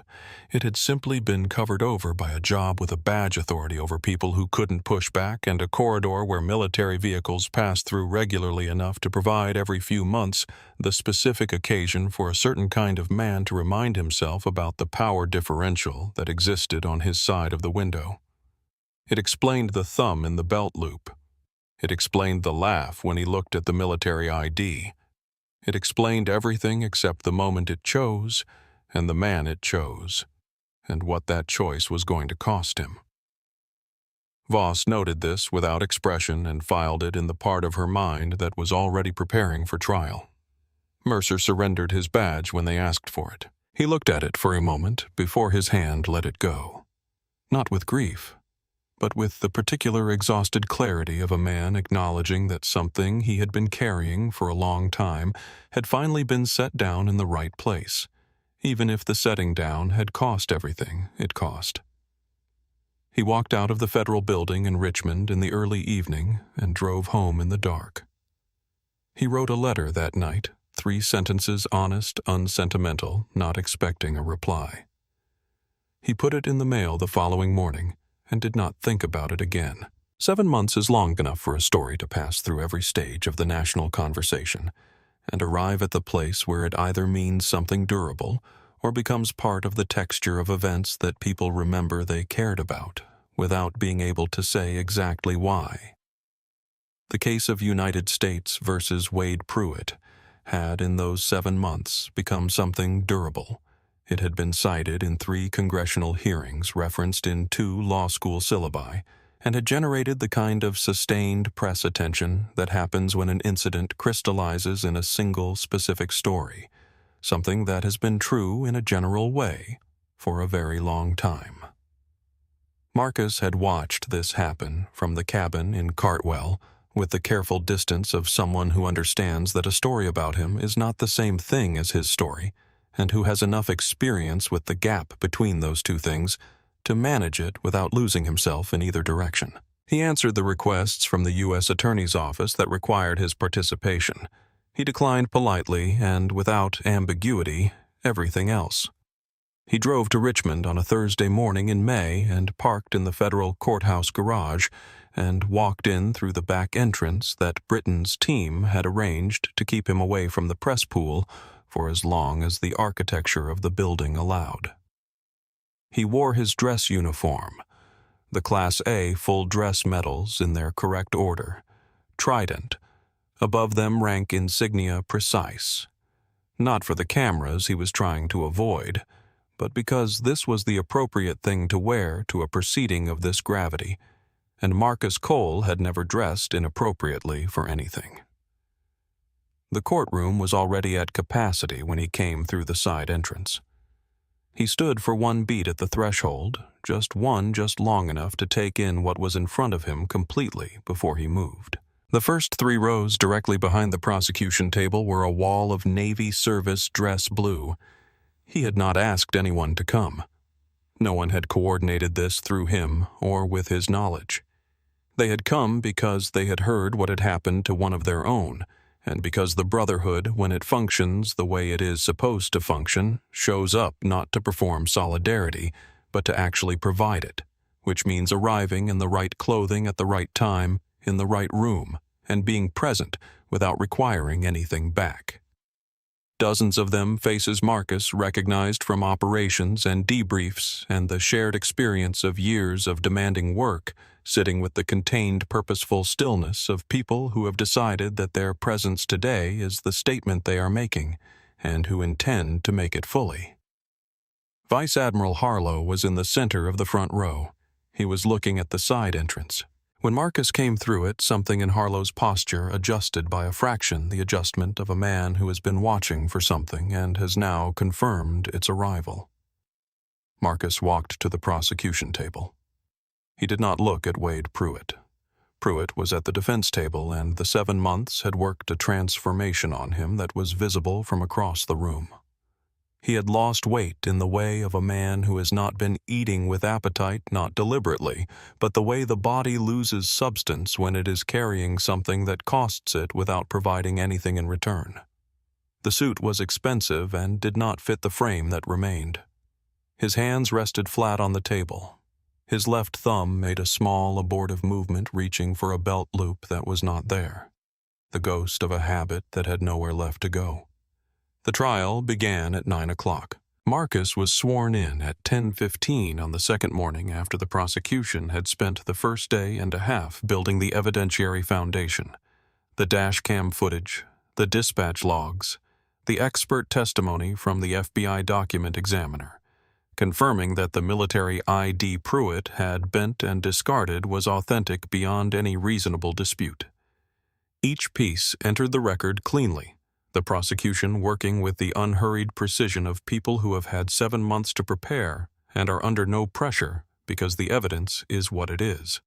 When Marcus took the stand, the room adjusted the way rooms adjust when someone who has been the subject of a story is finally given the opportunity to speak it in their own voice, a collective shift in attention, a leaning forward that was almost imperceptible but was present in every row of the gallery. He placed his hand on the Bible and said, "I do," in the voice that was his deep, measured carrying in its steadiness, none of the performance of steadiness, but simply the thing itself.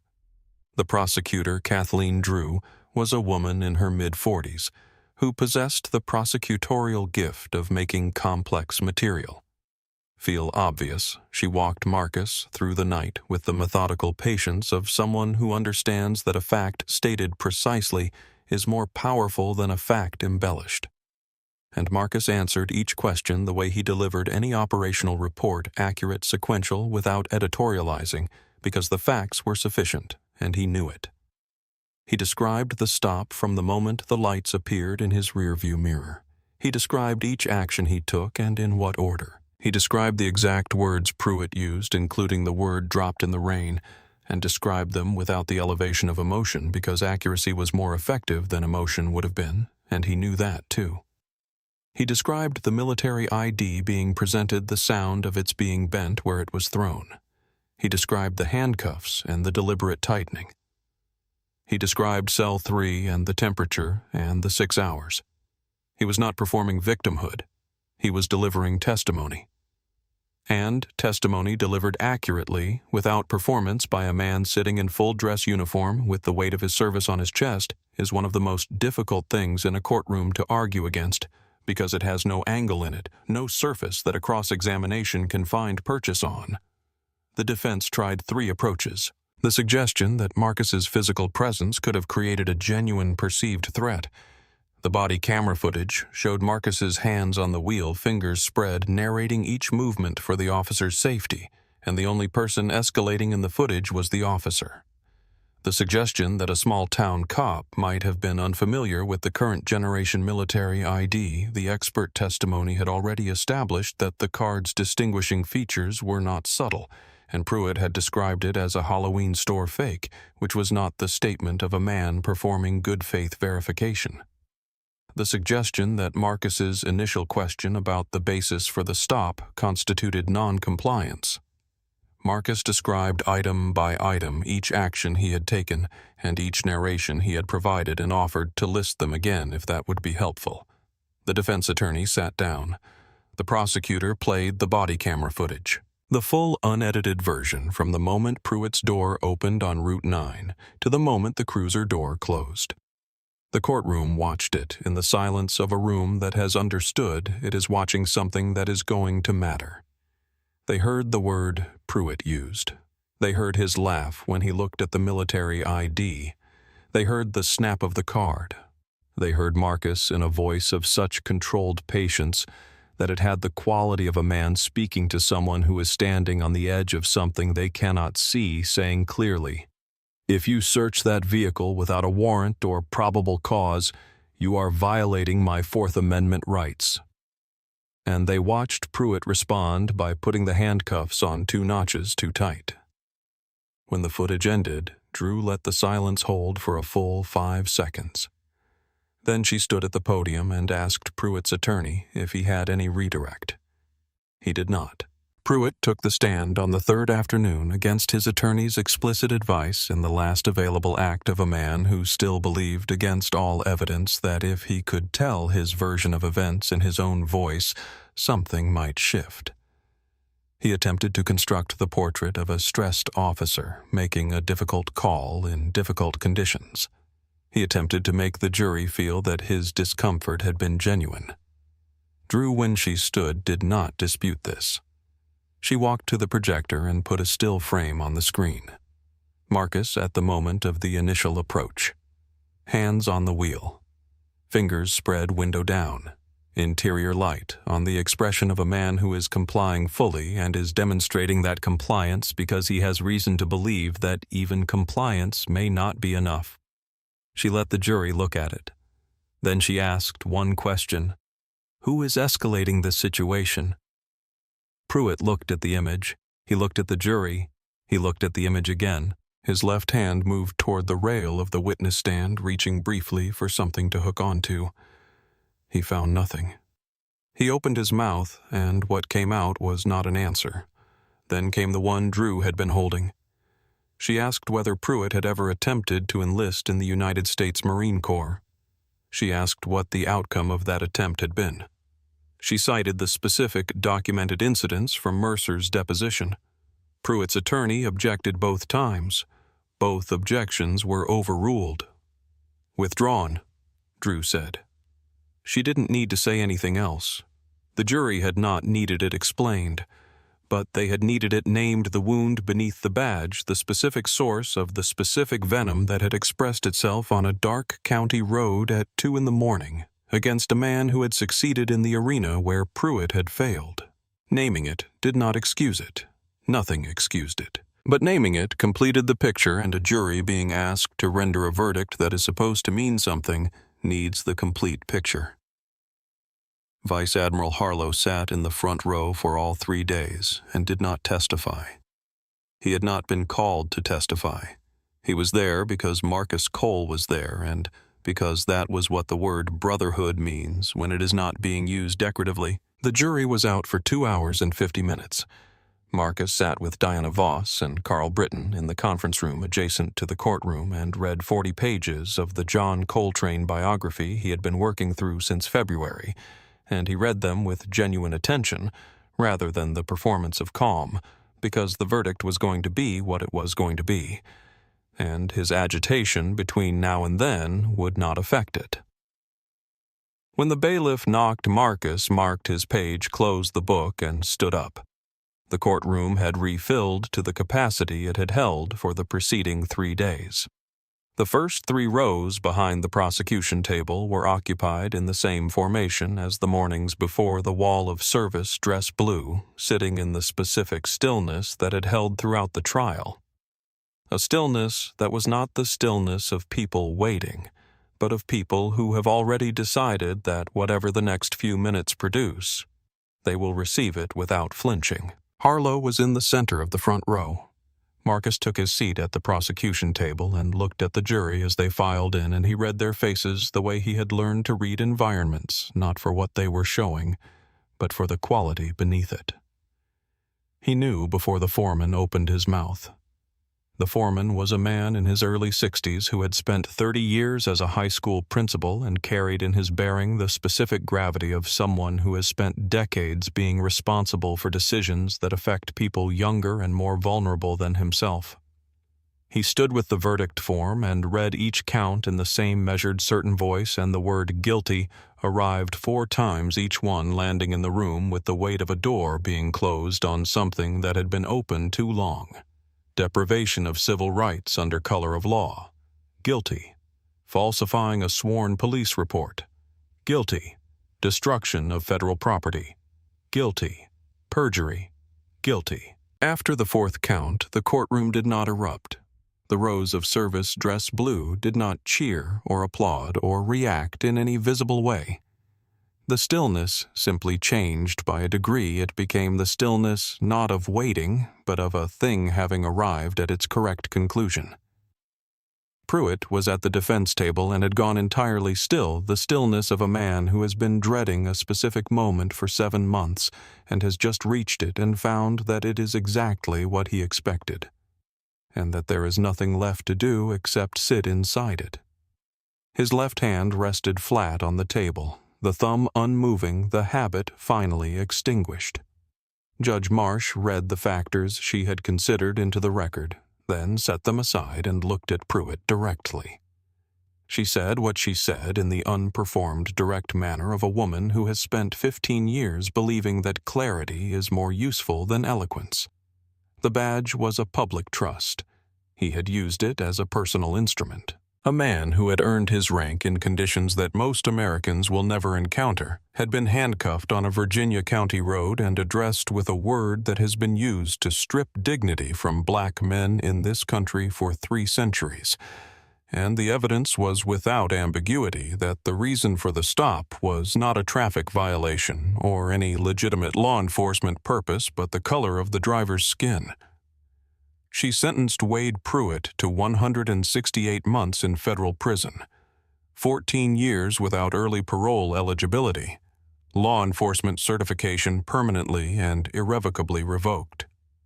The marshals came for him, 2 of them moving with the efficient practiced economy of men who have done this many times and take no particular pleasure in it. One of them reached for Pruitt's left arm with a hand placed at the same angle, at the same position on the upper arm with the same controlled pressure that Pruitt had used on Marcus Cole's arm on Route 9 at 2:17 in the morning.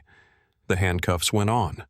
The ratchet mechanism engaged click-click sharp and conclusive in the quiet room, the same sound that had been made on a gravel shoulder in the October rain 6 hours after midnight, 7 months and 2 weeks ago.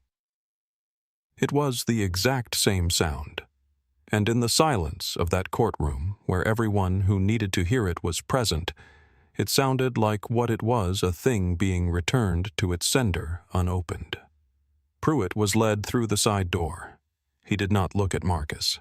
He walked the way a man walks when the ground has gone out from under him, and there is nothing to do except keep moving because stopping would not change anything, and there was nothing left that stopping could change. The rows of service dress blue stood in unison, every one of them simultaneously without a signal, with the natural coordination of people who have been trained to move together in spaces where moving together matters.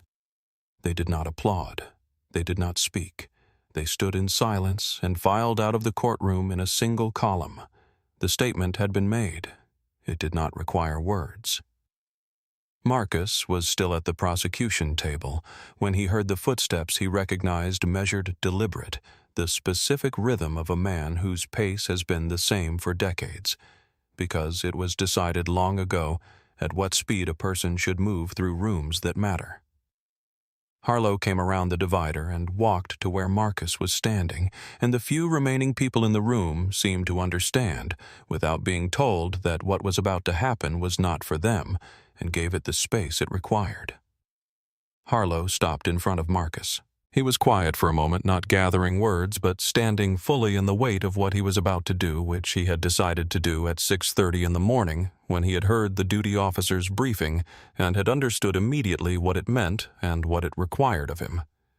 He raised his right hand in a crisp, formal military salute. A Vice Admiral of the United States Navy saluting an enlisted man first. A deliberate, intentional inversion of protocol, not a mistake, but a statement made without cameras, without audience, except the handful of people in the room by circumstance, made to Marcus, because Marcus was the person to whom it was owed, and there was no one else it could be made to. "On behalf of the United States Navy," Harlow said, "and on behalf of a country that failed you on Route 9, I owe you an apology, Marcus. You deserved better than what happened to you that night. I am sorry." Marcus held the salute for 3 counts. Then he returned it, the snap of the movement clean and precise, the kind of returned salute that carries everything the gesture can carry, which in this case was considerable. They held together for 1 beat. Then both hands came down.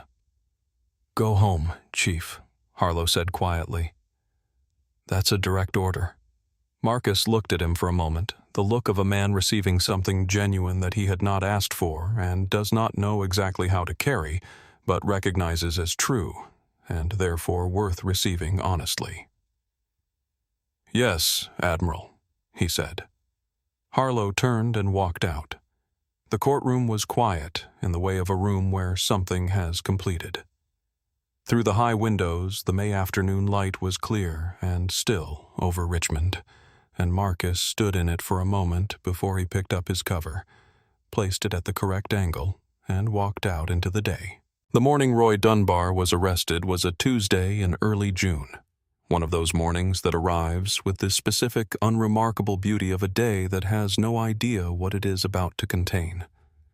Dunbar's neighborhood was quiet in the way of residential streets at 7 in the morning.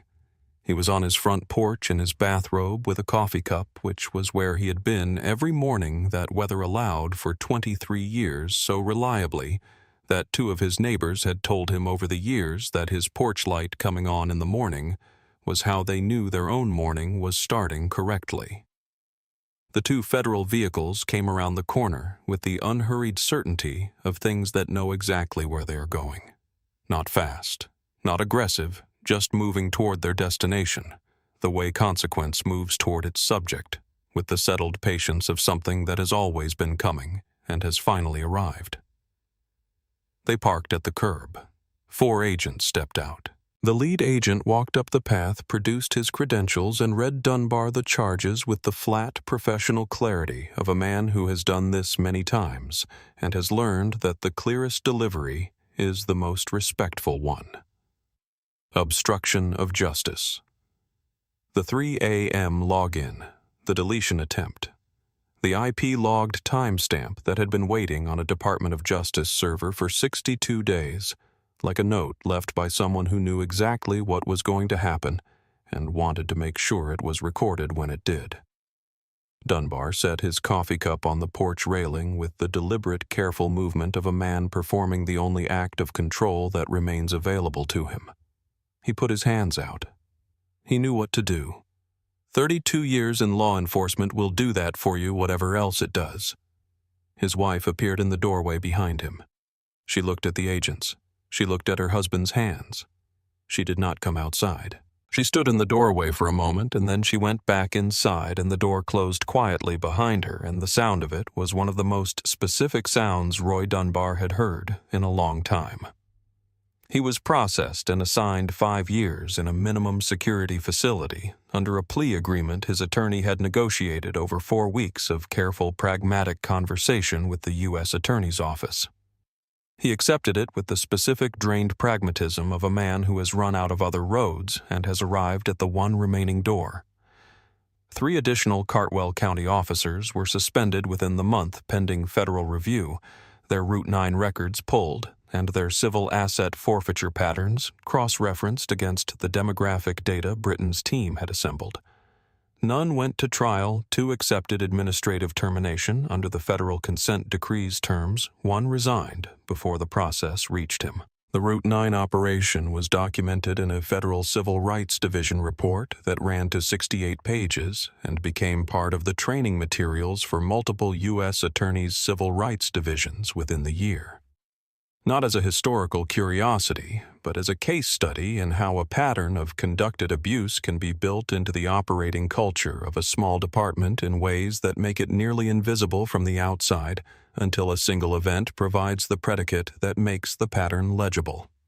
The department itself was placed under a federal consent decree, 5 years of independent monitoring, mandatory reporting, and oversight of every significant departmental decision. The new chief appointed under the decree was a woman named Angela Forsyth, who had spent 15 years running a police accountability organization in Richmond, and who took the position with the stated intention of building a department that operated the way the job description had always said it should. Mercer's morning was quieter. He had cooperated, he had signed, and the federal litigation moved around him rather than through him. His career was over. His pension was gone. He was 51 years old with no roadmap and no self-pity available, because self-pity requires a version of events in which you are the wronged party, and he was not that. He stayed in the house. He found work, eventually maintenance, at a public school in Cartwell offered by a principal who had read the coverage and who believed, as a matter of working practice rather than sentiment, that useful work is available to people who have done wrong and have stopped. Mercer did not perform redemption. He showed up on time and did the work and went home. He did not hear from Marcus Cole. He had not expected to. He had written the letter and put it in the mail and released it, and what Marcus did with it was Marcus's business, and that was correct. The civil lawsuit was filed by a Richmond civil rights firm that had been following the case since the arraignment morning and had contacted Diana Voss shortly after the federal indictment.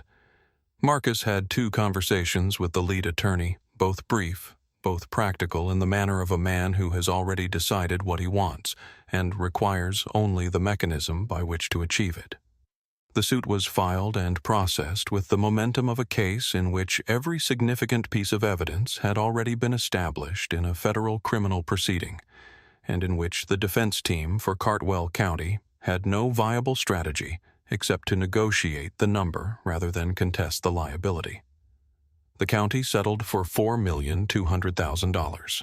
The insurance carriers conducted the negotiation with the speed of people who have looked at body camera footage of a Vice Admiral removing chains from a Navy SEAL in a Cartwell municipal courthouse and have calculated with professional precision the cost of letting a Virginia jury see the same footage and render their own number.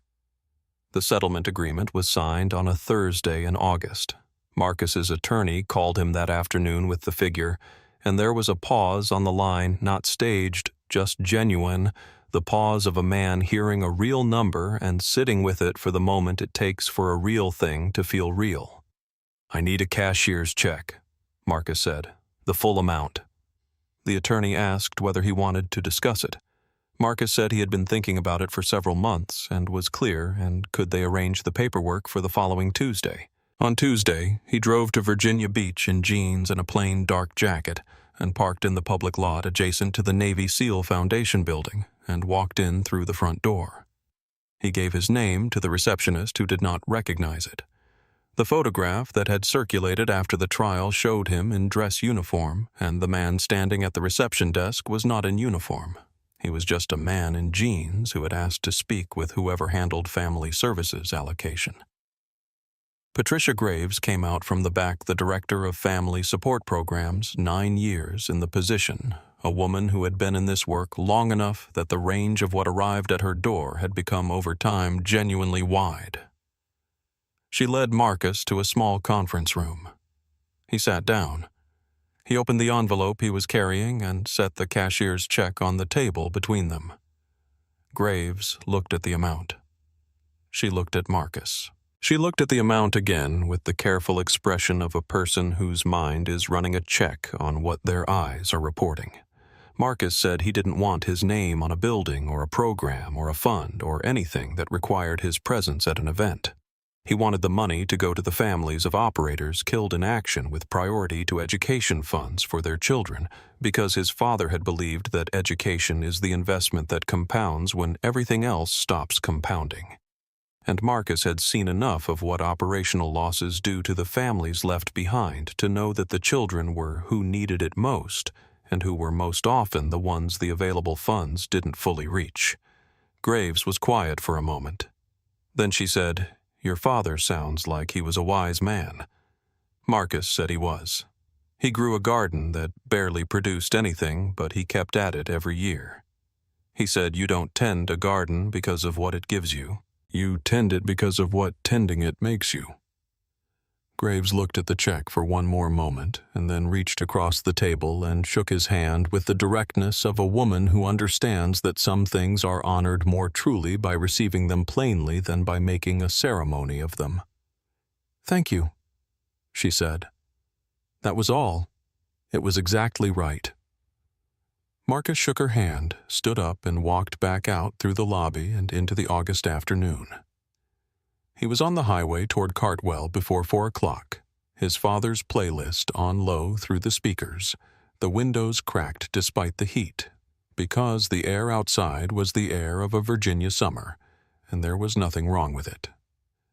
That evening he called his mother. She answered on the second ring immediately, the way she had always answered, the habit of a woman who had been a nurse for 30 years, and who understood that the first ring is often the one that matters. He asked about her garden. She said the tomatoes were finally coming in properly, which she attributed to a soil amendment her neighbor Betty had recommended, which was the best tomato season she'd had in years, which was honestly suspicious, because Betty was not historically a generous sharer of gardening intelligence, and she was beginning to have questions about Betty's long game. Marcus laughed genuinely for longer than the joke technically warranted the laugh of a man releasing something he had been carrying for a while without fully realizing how much it weighed. His mother listened to him laugh. Then she asked simply if he was all right. He said he was. He said he was better than all right. She said she was going to make his father's sweet potato pie recipe when he came home. She had been working on it for 2 years since Arthur died, and she thought she finally had it right. He said he would be there. He sat with the phone for a minute after the call ended, holding it in both hands in the truck cab, watching the August sky over Cartwell go the color of cooling iron, and thought about Arthur Cole at a kitchen table with a glass of sweet tea going cold, and a patience that nothing in the world had ever been able to permanently exhaust. And then he put the phone in his pocket and went inside, and the evening was quiet, and it was enough. He drove Route 9 on a Thursday evening in November, 6 weeks after the trial, and the road was dry, and the sky was the specific low-hanging amber of a Virginia November late afternoon. The sun at the angle where it catches everything sideways, turning the ordinary world briefly luminous before it falls away for the night. The pine trees on both sides of the road held the last of the light, the way pines hold things quietly with the specific absorption of something that has been standing in this place for a long time and has learned not to be surprised by what passes through it. He was not listening to his father's music yet. He had it cued, but for the first 10 minutes of the drive he left it quiet, because there was something about the silence of this road that he had been thinking about since the night. Everything changed. The quality of it when it was simply silence, not the silence of a man managing himself through something difficult, not the silence of waiting, just the silence of a road and a truck and the smell of pine and cold air. He passed mile marker 5. The gravel shoulder was there, the same pale strip at the road's edge that had been under his tires at 2:17 in the morning, 14 months ago, wet then and gray now in the November light. He did not slow down. He did not tighten on the wheel. He drove through it the way you drive through a place that used to be something and is now just a place, and it was behind him in 3 seconds, and it was road. Just road. He thought about the men who had filled the first 3 rows of that courtroom. He had not asked them to come. He had not known they were there until he walked through the side entrance, and the fact of them arrived before he had a word for it. The wall of service dress blue, the specific, purposeful stillness of people who had made a decision before they arrived in that room about what they were going to be in it.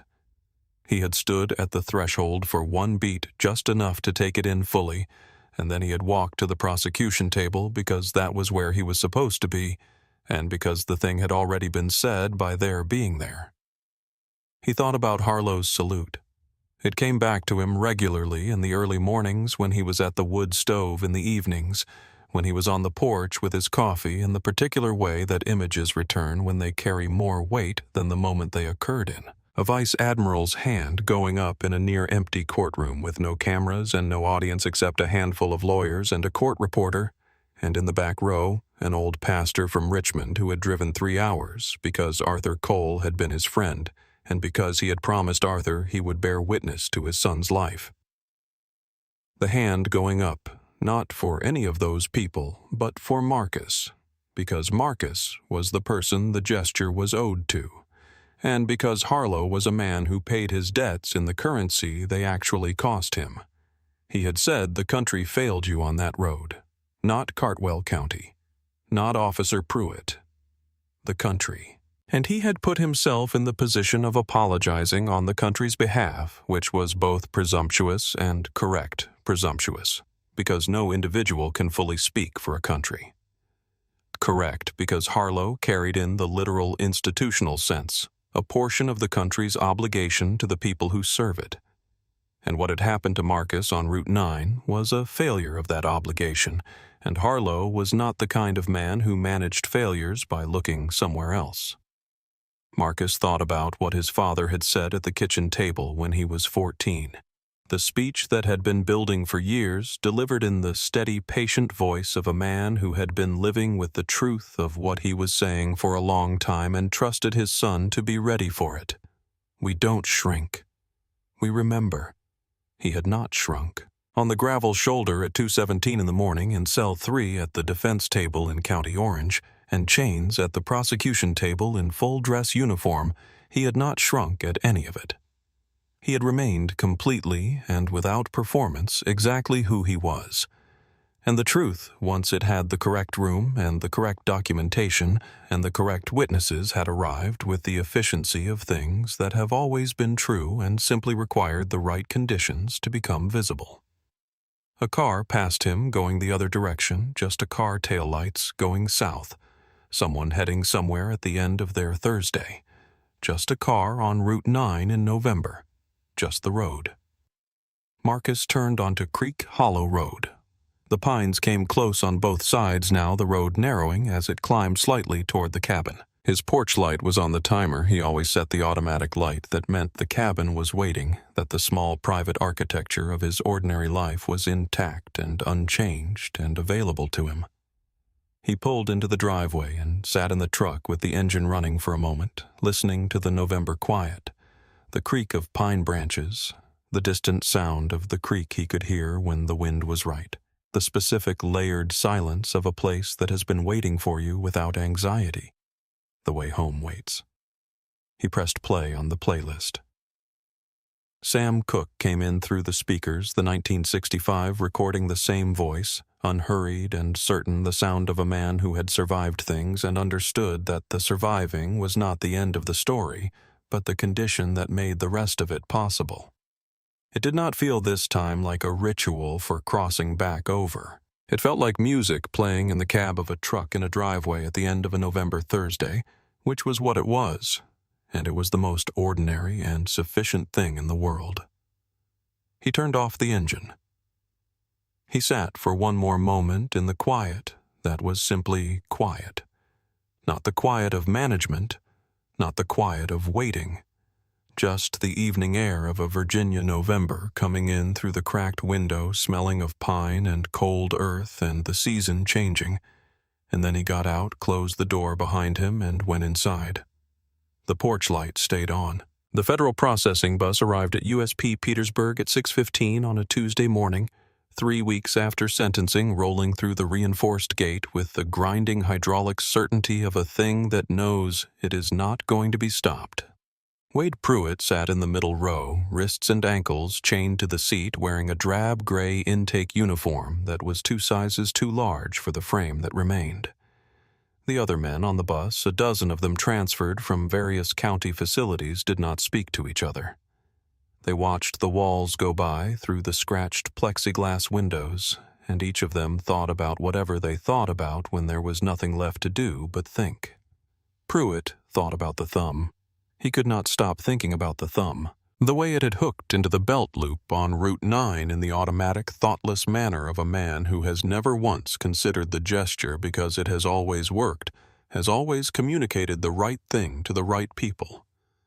the way it had reached in the courtroom for a belt loop that wasn't there, the way it had moved in the trial toward the rail of the witness stand, searching for something to anchor onto when the prosecutor put the still frame on the screen and asked the only question that mattered. He had been a man who needed his hands to confirm his power.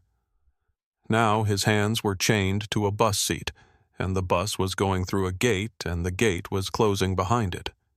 Processing was methodical and impersonal and designed to be both. His civilian clothes were taken. He was assigned a number 4417-083 and a unit, and a cell and a bunk, and a set of institutional gray that smelled of industrial detergent and previous occupants. The corrections officer who completed his intake did not look up from his screen more than twice. The cell block was loud in the specific layered way of places that are never fully quiet voices, metal on metal, the rhythmic bass of a television somewhere down the tier.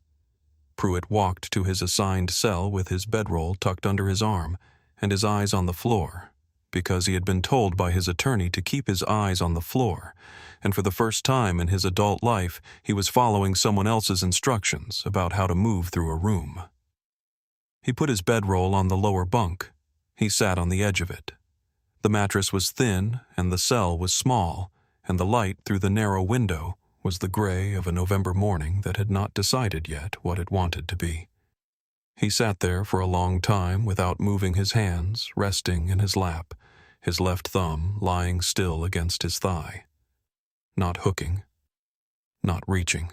Just there at the end of a hand that had no authority left to confirm and nowhere left to assert itself. Outside the window, the November sky stayed gray. 14 years is a long time to sit with what you have done. Wade Pruitt was just beginning to understand how long. What happened to Marcus Cole on Route 9 was not exceptional in the sense of being new. It happens. It has happened on roads like that one to people who do not have a Vice Admiral's number memorized, who sit in cells without anyone coming for them at the arraignment. What was different this time was that the truth had witnesses, and the witnesses had authority, and the authority arrived in the room and declined to look the other way. Marcus Cole did not break under any of it, not on the gravel shoulder, not in cell 3, not in the 7 months before the trial, not on the stand. He held on to who he was until the facts could catch up. That is not a small thing. In the right conditions, and Marcus Cole made sure the conditions were right, it turns out to be everything. Some apologies arrive late. Some arrive in empty courtrooms from men with 3 stars on their collars in the form of a raised hand and a few plain words. Karma isn't always loud. Sometimes it's a salute. If this story moved you, share it, leave a comment. Hit subscribe to our channel, because stories like this one deserve to be heard by the people who need them most.